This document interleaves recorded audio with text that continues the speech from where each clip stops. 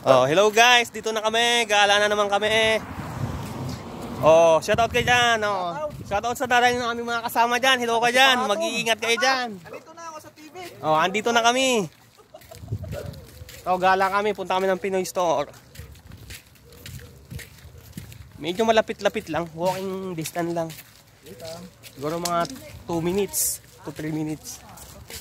Ito yung ano, dito nagtsatsangi pag yung every Wednesday. Andyan. Parang ano yan, parang sa Pilipinas lang, mga ukay-ukay, daming mabibili dyan. Ayun, dyan sa pwesto na yan. Yung araw na nakita, Wednesday, ewan ko kung may ibang araw pang nagtitinda sila, pero Wednesday, andyan sila automatic. Ang accommodation namin, doon banda.